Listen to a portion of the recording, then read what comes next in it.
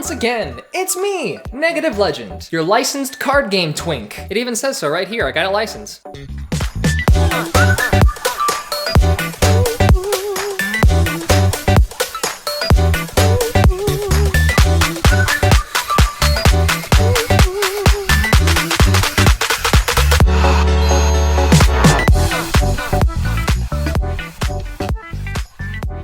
Just prior to 2008, Spin Master, the company people think made Beyblade but actually didn't, was given concept art for these weird toys. They were supposed to be simple transforming marbles based on popular characters and creatures. The designs were simplistic and had to be opened mechanically. Then Spin Master stopped and thought, we can do better. And so they began production of what we know today as Bakugan, the small transforming marbles activated by a magnet placed inside of it, complete with a cartoon that aired on Cartoon Network and Teletoon.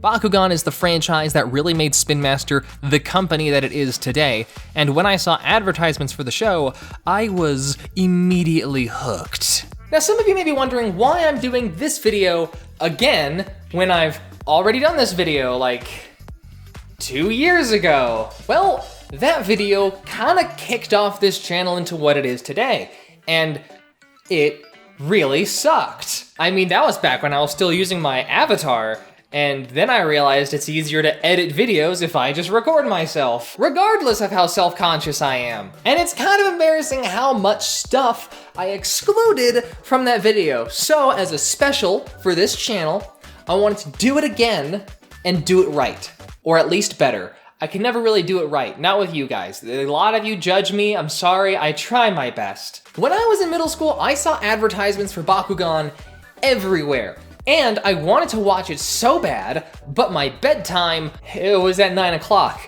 And for some reason, Bakugan decided to air it pretty late in the night. And so what I did was, I didn't have a TV in my room, but my parents had a crappy small TV, and they had it to where I could hide next to their bed, crouching down, and still have view of the TV just from far away. So I turned it on to that, switched it to Bakugan, and then watched it from there, and stayed up past my bedtime. I eventually got caught, but I managed to watch the first episode. And just like most everyone else my age, I thought it was the coolest thing in the world. What are you gonna do? The odds are stacked against you. Back against the wall, gotta give it your... And it was clear I wasn't the only one. Bakugan quickly took off from there. My friends were collecting Bakugan. The teachers were confiscating Bakugan. Kids were trading Bakugan on the playground. There was Bakugan everywhere I looked.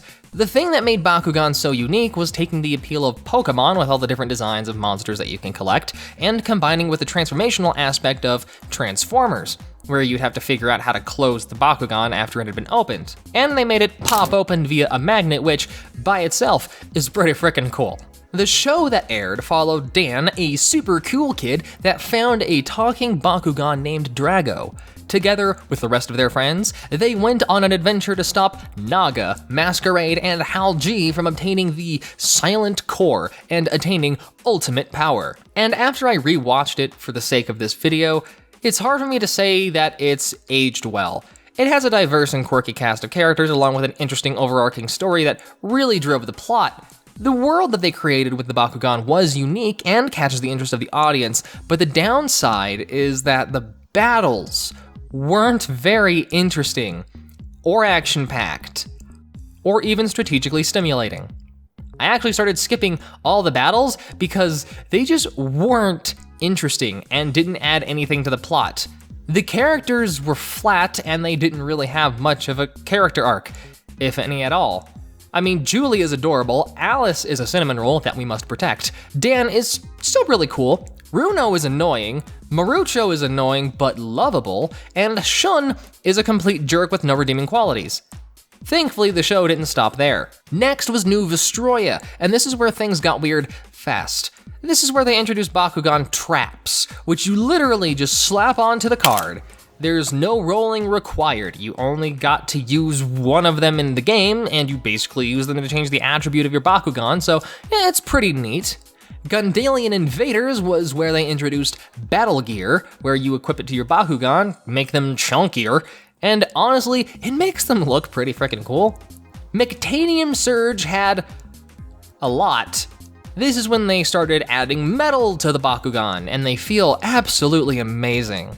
They also had Baku Fusion Mectogons, the Bakugan vs. Marvel series. I have Wolverine right here. I'm very proud of having it. I don't know. I thought it was a ripoff to fake when I first got it. And Mobile Assault. And that's not even all of them.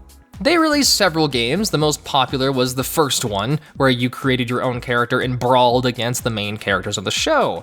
And I also did an entire playthrough of that, so if you want to check that out, you can. There was also an MMORPG called Bakugan Dimensions that never really got the traction it needed to be successful. And around this time of 2012, Bakugan was losing a lot of popularity. And if you ask me, I think there's two reasons why.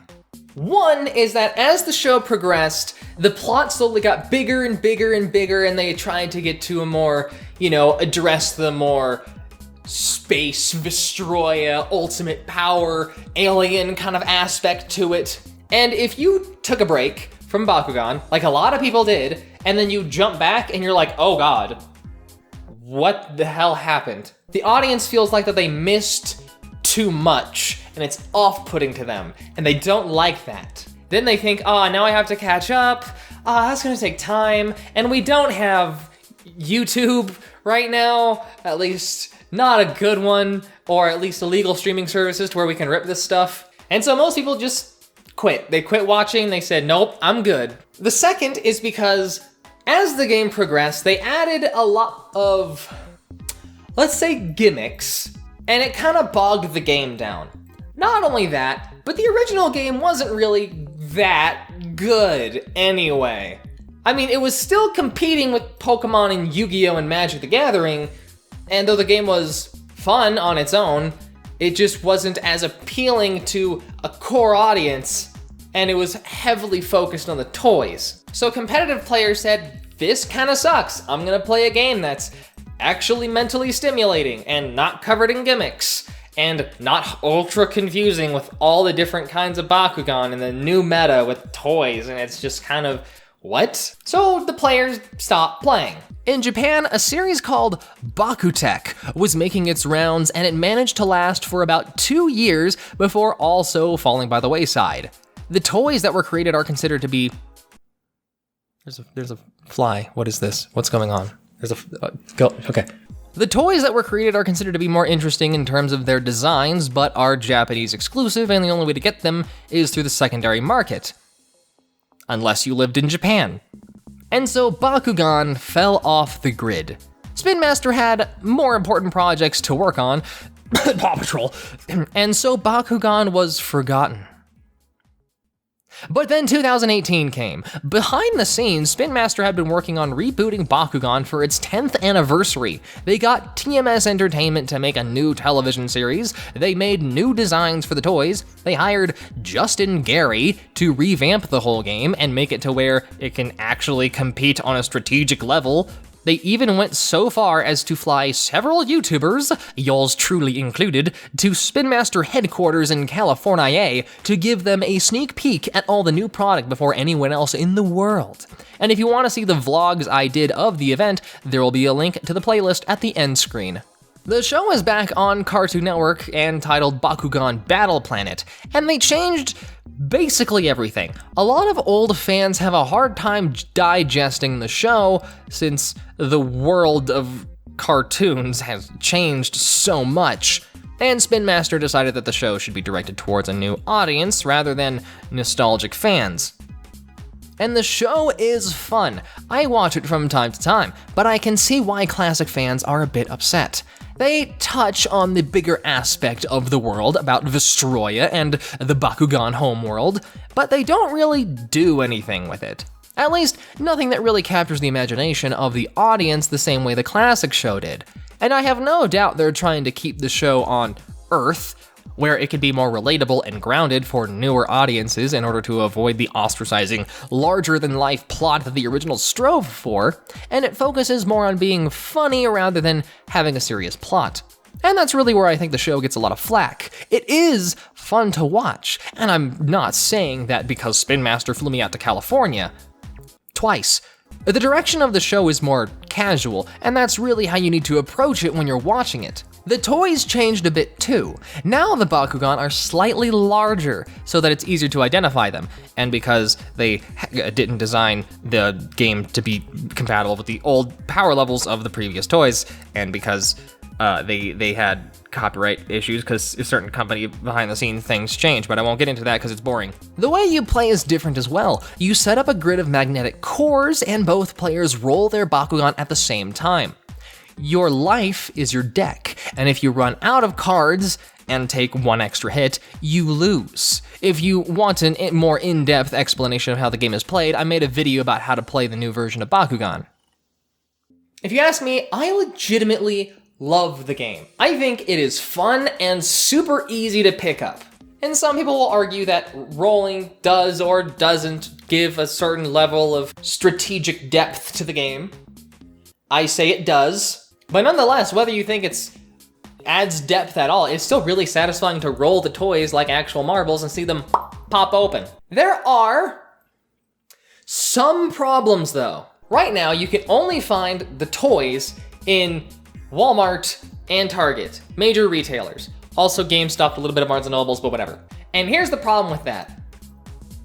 We can't play the game at those stores. And for some reason, the distribution channels haven't really gotten it to where there's a good product that's easily accessible to local game stores where we can actually play the game.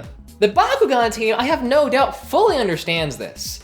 And they also have to deal with head honcho Big Daddy Spin Master, which are probably more focused on selling the toys and getting the profit from the toys. The Bakugan team convincing Spin Master and the stockholders about the importance of fostering a good and healthy game is very frickin' difficult. I want this series to succeed, but it kinda seems like they're going to repeat the same mistakes they did in the past. Spin Master, let me just be 100% clear with you.